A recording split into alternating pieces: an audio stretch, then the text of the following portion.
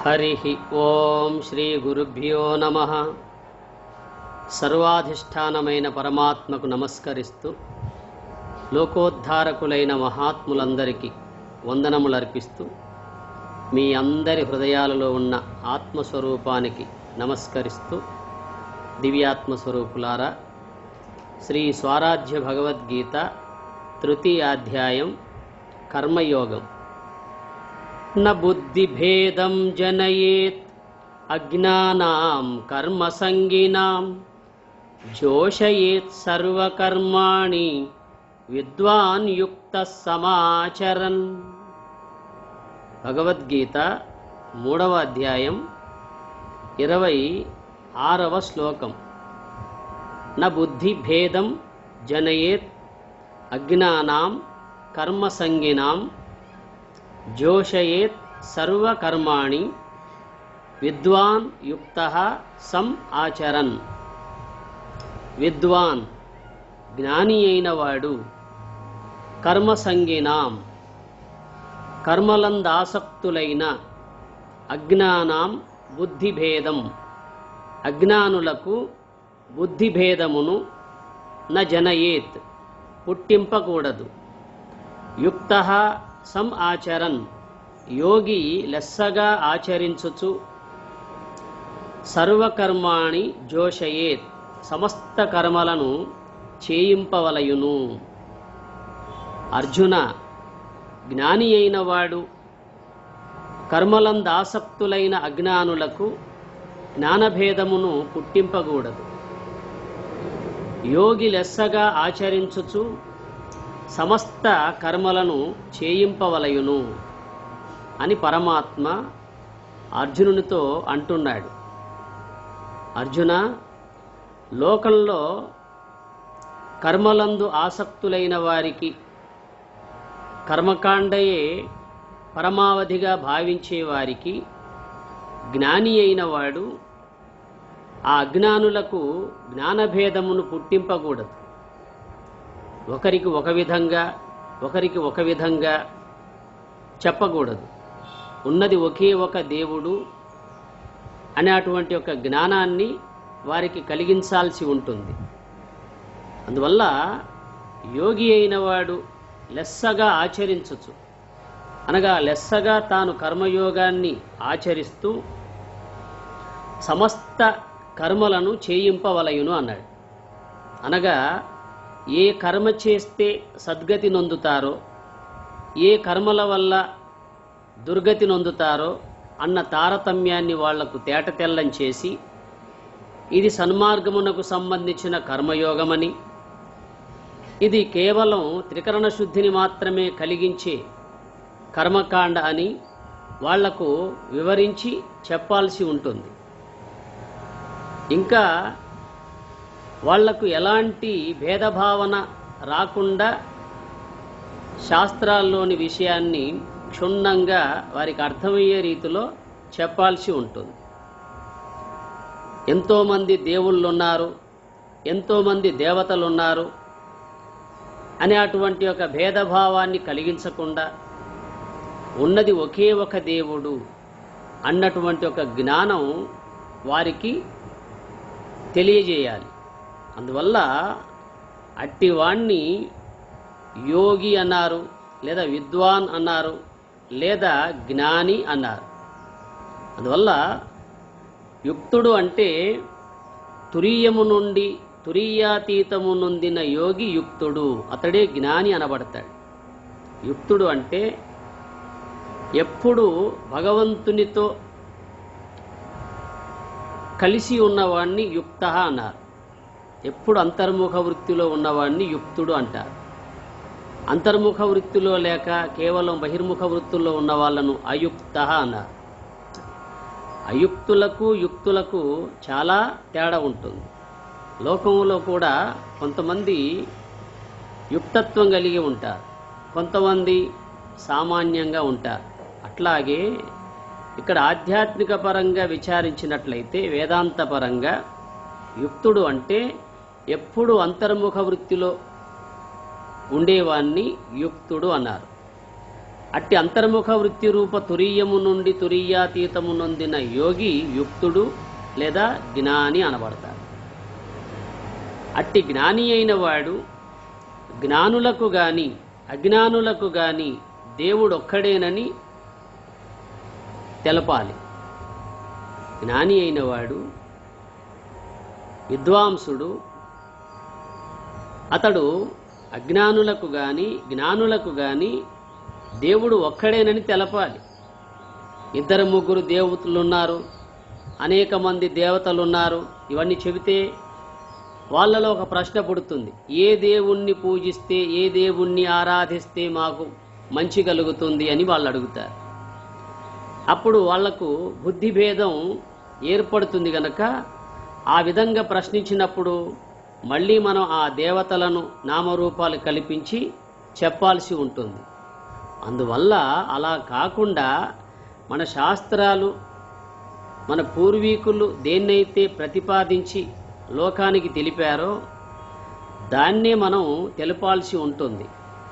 అందువల్ల జ్ఞాని అయిన వాడు జ్ఞానులకు గాని అజ్ఞానులకు గాని దేవుడు ఒక్కడేనని తెలపాలి. జ్ఞానభేదం ఉండకూడదు, ఉన్నదున్నట్లు చెప్పాలి.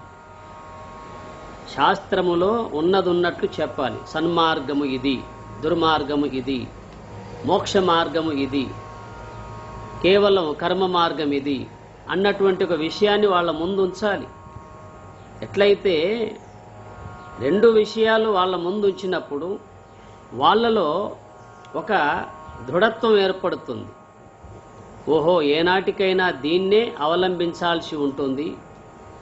జ్ఞానముతోనే మోక్షమని తెలుపబడ్డప్పుడు జ్ఞాన మార్గమే సరి అయిందని వాళ్లకు దృఢనిశ్చయం ఏర్పడుతుంది. అందుకే జ్ఞానాదేవతు కైవల్యం అన్నారు, శ్రద్ధావాన్ లభతే జ్ఞానం అన్నారు. ఈ 2 పదాలు ఎంత గొప్పవి అంటే అంత గొప్పవి. జ్ఞానాదేవతు కైవల్యం, జ్ఞానాత్ ఏవతు కైవల్యం, జ్ఞానము వల్లనే కైవల్యము సిద్ధిస్తుంది అని అదొక మాట. మరి జ్ఞానం దేనివల్ల కలుగుతుంది? శ్రద్ధావాన్ లభతే జ్ఞానం, శ్రద్ధావంతుడికి జ్ఞానం లభిస్తుంది. మానవులకు శ్రద్ధ దేని మీద ఉంటే దాన్నే తెలుసుకుంటారు. ప్రపంచం మీద శ్రద్ధ ఉంటే ప్రపంచ జ్ఞానాన్నే తెలుసుకోగలుగుతాడు మానవుడు. పారమార్థికం మీద శ్రద్ధ ఉంటే పారమార్థిక జ్ఞానాన్నే, ఆధ్యాత్మిక జ్ఞానాన్నే తెలుసుకుంటాడు. అందువల్ల శ్రద్ధతో జ్ఞానం సిద్ధిస్తుంది, జ్ఞానం వల్ల మోక్షం లభిస్తుంది. శ్రద్ధావాన్ లభతే జ్ఞానం, శ్రద్ధావంతుడికి జ్ఞానం లభిస్తుంది. జ్ఞానాదేవతు కైవల్యం, జ్ఞానము వల్లనే మోక్షము సిద్ధిస్తుంది అని చెప్పినప్పుడు వాళ్లకు సరి అయిన మార్గాన్ని అవలంబింప చేయగలగాలి. అందువల్ల జ్ఞానభేదం ఉండకూడదు, ఉన్నదున్నట్లు చెప్పాలి. ఎందరో దేవుళ్ళున్నట్లు బోధింపరాదు.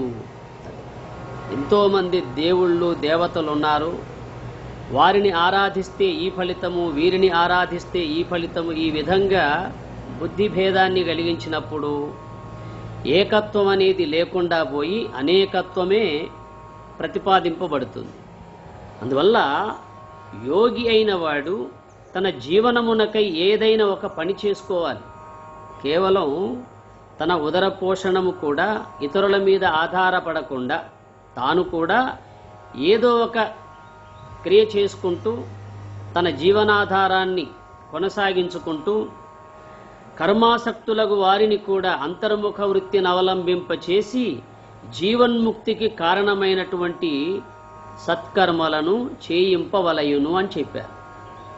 ఎందుకంటే ఇందులో సర్వకర్మాణి జోషయేత్, యోగి అయిన వాడు తాను లెస్సగా ఆచరించుచు, యుక్తః సం ఆచరన్, యుక్తుడైన వాడు యోగి అయిన వాడు తాను లెస్సగా ఆచరించుచు సర్వకర్మాణి జోషయేత్, సమస్త కర్మలను చేయింపవలయును. అనగా ఎట్టి కర్మల వల్ల మనకు సద్గతి లభిస్తుందో అట్టి కర్మలను వాళ్ళ ద్వారా చేయించాలి. తాను జీవనోపాధికి కారణమైన ఏదో ఒక పని చేసుకుంటూ జీవిస్తూ తాను లెస్సగా ఈ కర్మయోగాన్ని ఆచరిస్తూ ఆయనను ఆశ్రయించిన వాళ్లకు కూడా జీవన్ముక్తికి కారణమైనటువంటి సత్కర్మలు చేయింపవలయును. అది దేని ద్వారా మానవ జన్మ సార్థకమవుతుందో, ఏదైతే జీవన్ముక్తికి మార్గదర్శకమై ఉందో అట్టి సత్కర్మలను ఆచరింప చేయించాలి. ఎవరు? యోగి అయినవాడు, జ్ఞాని అయినవాడు. అందువల్ల అర్జున, జ్ఞాని అయినవాడు కర్మలందు ఆసక్తులైన అజ్ఞానులకు బుద్ధి భేదాన్ని అనగా జ్ఞానభేదాన్ని పుట్టింపకూడదు. తాను లెస్సగా కర్మయోగాన్ని ఆచరిస్తూ ఏ మార్గం ద్వారానైతే మోక్షం లభిస్తుందో అట్టి జీవన్ముక్తికి కారణమైనటువంటి కర్మలను వాళ్లతోటి చేయించాల్సి ఉంటుంది. అందువల్ల కర్మలందు ఆసక్తులైన వారికి కూడా కర్మయోగము ద్వారా మోక్షం సిద్ధిస్తుందని తెలియజెప్పాల్సినటువంటి ఒక బాధ్యత, కర్తవ్యం మహాత్ములపైనే ఉన్నది.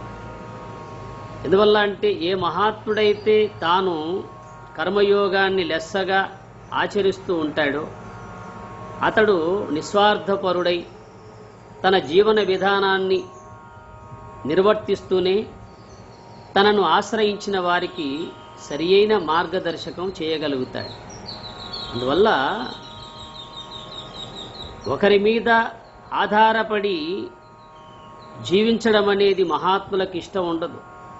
తనకున్నంతలో తాము జీవిస్తూ తనను ఆశ్రయించిన వారికి సన్మార్గాన్ని చూపెడతారు.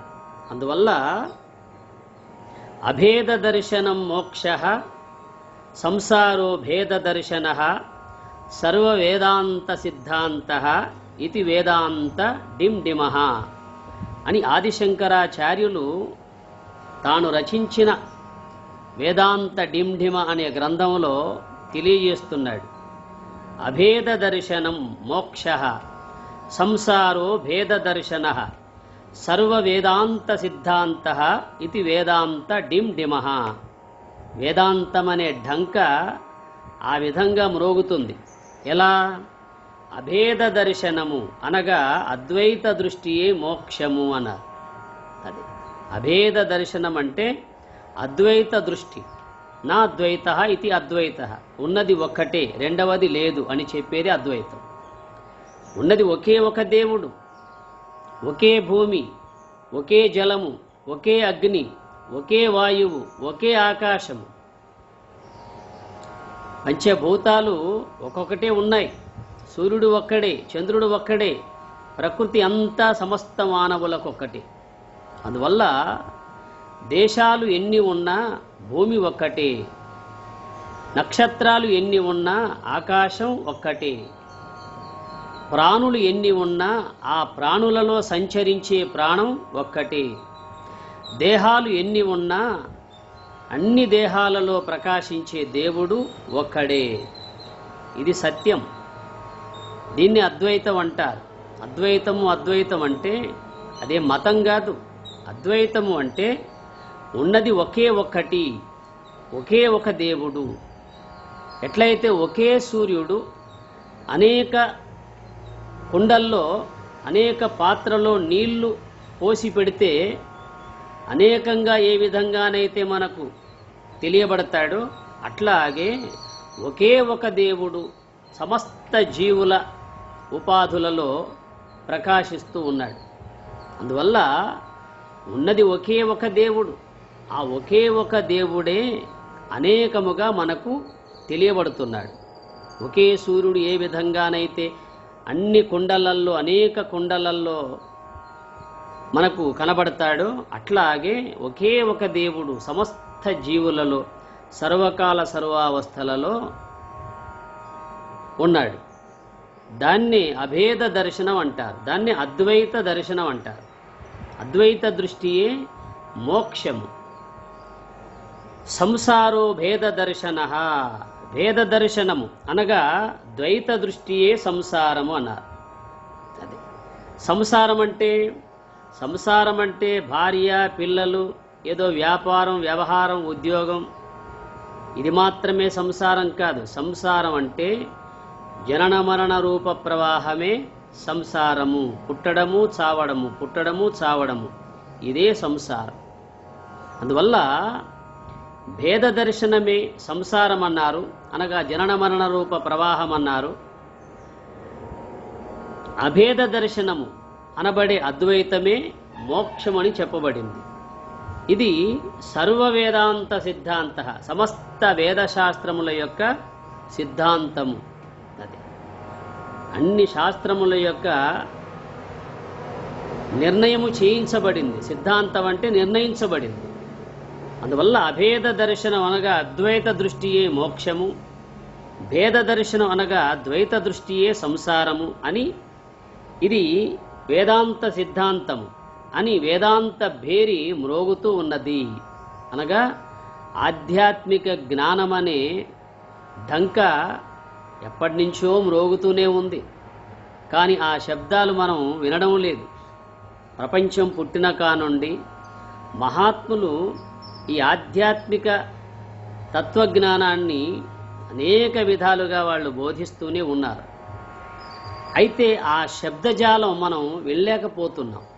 ఎందువల్ల అంటే మన చెవులు కేవలం లౌకిక విషయాలకు మాత్రమే పరిమితమైనాయి గనుక. ఎందువల్ల అంటే ఆ పరమాత్మ తత్వాన్ని శ్రవణం చేసినప్పుడు అట్టి స్వరూపం ఏ విధంగా ఉంది, ఎలా ఉంది అన్నటువంటి యొక్క జ్ఞానం మనకు తెలియబడుతుంది. అందుకే పోతనామాత్యుడు నారాయణ శతకంలో ఒక శ్లోకం చెప్పాడు.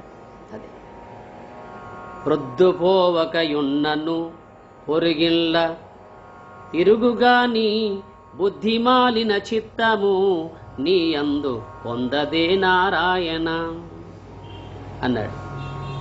ఇంకా లోకవార్తలకు మరగి కర్ణముల మీ కథల విననేరను ఏ కరణి భవజలనిధి తుదముట్ట నీదుదును నారాయణ అని చెప్పాడు. లోకవార్తలకు మరగి కర్ణముల మీ కథల విననేరను ఏ కరణి భవజలనిధి తుదముట్ట నీదుదును నారాయణ. ఓ నారాయణ, నా చెవులు, నా కర్ణములు, ఈ చెవులు కేవలం లోకవార్తలకు మాత్రమే అలవాటు పడ్డాయి. మరిగి లోకవార్తలకు మరగి కర్ణముల మీ కథల విననేరను. అది లౌకిక సంబంధమైన శబ్దాలకి అలవాటు పడిన నా చెవులు నీ కథలు అనగా నీ సంబంధమైనటువంటి యొక్క శబ్దజాలము వినలేకపోతున్నాయి. ఇక ఏ విధంగా ఏ కరణి భవజలనిధి తుదముట్ట నీదుదును నారాయణ, ఇక ఏ విధంగా ఈ జనన మరణ రూప ప్రవాహంతో కూడినటువంటి ఒక సంసార సాగరాన్ని దాటగలను నారాయణ అంటున్నాడు. అందువల్ల భగవత్తత్వాన్ని మనం ఎంతెంత వింటే అంతంత మనలో అవివేకం తొలగి వివేకం కలుగుతుంది. అజ్ఞానాంధకారం తొలగి జ్ఞానమనే ప్రకాశం సిద్ధిస్తుంది. అందువల్ల చెవులతో వినేటువంటి యొక్క విషయమే మనస్సు ఆకారాన్ని ధరిస్తూ ఉంటుంది. ఏ శబ్దమైతే మన శ్రోత్రేంద్రియం వింటుందో ఆ శబ్దంలో ఉన్నటువంటి ఒక జ్ఞానము లోన ఉన్న మనస్సు ధరిస్తూ ఉంటుంది. అందువల్ల కఠినమైన శబ్దాలు విన్నప్పుడు మనస్సు ఒక విధమైన ఆకారాన్ని ధరిస్తూ ఉంటుంది. మృదుమధురమైనటువంటి జ్ఞాన సంబంధమైన విషయాలు విన్నప్పుడు మనస్సు అదే ఆకారాన్ని ధరిస్తూ ఉంటుంది. అందువల్ల మన మనస్సు ఎప్పుడు విషయాకారంలో ఉంటుంది కనుక పరమాత్మ తత్వాన్ని వినలేకపోతున్నాం. ఎప్పుడైతే మన మనస్సు బ్రహ్మాకార వృత్తిలో ఉండగలుగుతుందో అప్పుడు వెంటనే మనం ఆ విషయాలకి అనగా ఆధ్యాత్మిక విషయాలకి అలవాటు పడతాం. అందువల్ల అభేద దర్శనం అనగా అద్వైత దృష్టియే మోక్ష మార్గము, భేద దర్శనం అనబడే ద్వైత దృష్టియే సంసారము. ఇది సమస్త వేదాంత సిద్ధాంతమని వేదాంత భేరి ఎప్పటి నుంచో మ్రోగుతూ ఉంది. అందువల్ల ఏ జ్ఞానం ద్వారానైతే మనం మోక్షాన్ని పొందగలుగుతామో అట్టి జ్ఞాన సంబంధమైన సత్కర్మలు మనం చేస్తూ కర్మయోగాన్ని ఆచరించాల్సి ఉంటుంది. అందుకే అర్జున, జ్ఞాని అయిన వాడు కర్మకాండయే పరమావధిగా భావించే వారికి బుద్ధి భేదాన్ని అనగా జ్ఞానభేదాన్ని పుట్టింపకూడదు, దేవుడు ఒక్కడేనని తెలపాలి. ఎందువల్ల అంటే వాడు ఏనాడు కాకపోయినా ఏనాటికైనా అర్థం చేసుకుంటాడు. ఈనాడు వానికి అర్థం కావట్లేదని మనమే ఏదేదో కల్పించి చెబితే ఆ కల్పితాంశములే నమ్ముతూ పోతారు. అట్టి కల్పితాంశములు నమ్ముతున్నంత వరకు యథార్థాన్ని తెలియకుండా పోతుంది. అందువల్ల జ్ఞానులకు గాని అజ్ఞానులకు గాని దేవుడు ఒక్కడేనని తెలపాల్సిన బాధ్యత మహాత్ములకున్నది. అందువల్ల జ్ఞానభేదం ఉండకూడదు, ఉన్నదున్నట్లు చెప్పగలగాలి. ఎందరో దేవుళ్ళు ఎంతోమంది దేవతలు ఉన్నట్లుగా చెబితే అక్కడ ఏకత్వాన్ని కోల్పోయి అనేకత్వమే ప్రతిపాదింపబడుతుంది. అందువల్ల యోగి తన జీవనాధారమునకై ఏదైనా క్రియ చేస్తూ జీవింపబడుతూ కర్మాసక్తులకు వారికి కూడా అంతర్ముఖ వృత్తిని అవలంబింపజేసి జీవన్ముక్తికి కారణమైనటువంటి యొక్క ఆ కర్మయోగాన్ని ఆచరింప చేస్తూ ఉండాలి. అందువల్ల కర్మయోగము ద్వారానే మనకు మోక్షం సిద్ధిస్తుందన్న విషయం పరమాత్మ ఇంత నిఖచ్చితంగా తెలియజేస్తున్నాడు కనుక ప్రతి ఒక్కరూ అంతర్ముఖ వృత్తి రూప కర్మయోగాన్ని ఆచరిస్తూ ఆత్మస్వరూపులై భాషించాలన్నదే భగవద్గీత యొక్క సందేశం. అట్టి స్థితి సద్గురునాథుడు సర్వేశ్వరుడు మీ అందరికీ కలిగించాలని కోరుతూ తదీశ్వరుణ్ణి ప్రార్థిస్తూ హరి ఓం తత్సత్.